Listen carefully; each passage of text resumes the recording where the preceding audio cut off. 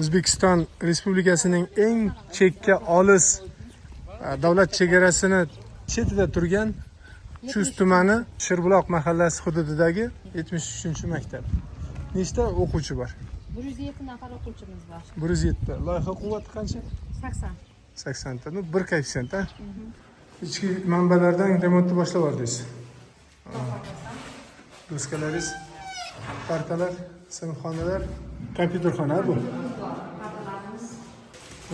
Partalarimiz o'quvchiga hozirgi talabga javob berish uchun bir xil standart bo'lishi kerak. Butun o'quvchini hozir formasi bor-ku, shunga moslab butun bo'lishi kerak. Biz 11-sinfga eng sarasini berganmiz. Mana qarang. Mana shu saralarda keyin biri baland, biri past, har xil hajmdagi.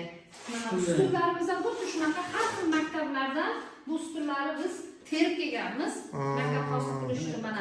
Biri yuqori sinfga, mana bu boshlang'ich sinfning ustuni, hammasi har xil. Endi boshlang'ich sinfimga kirsangiz, mana bu ustunlar hozir remontda har joyga olib tashladik.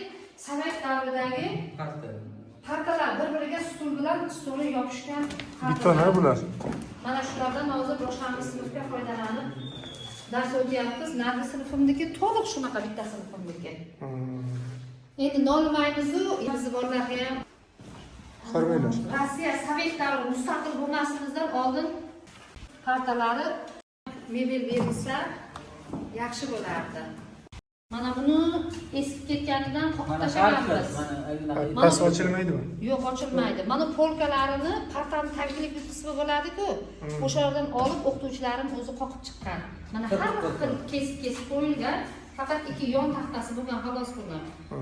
Endi o'quvchi uchun kitob javonlari ham zamonaviylari chiqib ketganda hozir.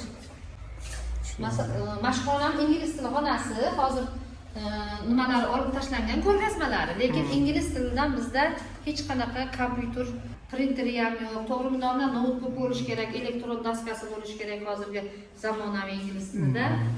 Aka mana kelib, maktabimizni ko'rib, o'rganib, hududdagi shart-sharoitlarimizni ko'rdingiz. Mendan bitta taklif, bizning maktabimiz Qirg'iziston chegarasiga shu mana 1 metr oralig'ida shunday joylashgan maktab.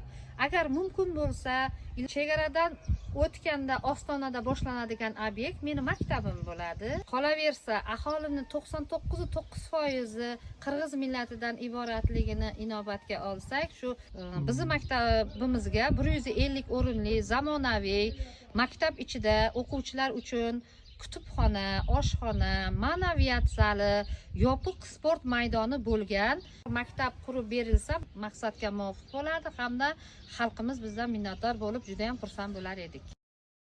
Bu yer Kosonsoy tumani Bog'ishamol mahalla fuqarolar yig'ini hududidagi 41-maktabning filiali. Familiyam Boltixo'jayev, ismim Ibrohim Xo'ja, shu maktab direktori. Bitta savol, Bog'ishamol mahallasida nechta qishloq bor?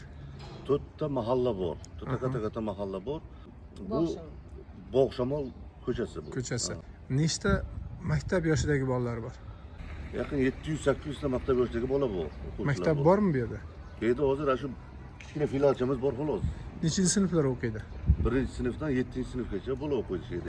8 dan asosiy binoyimizga ketadi. Bu yerdan 1,5 kilometr pastroqda. Bu yerda nechta? 140 tadan oshiq o'quvchi. 150 tacha.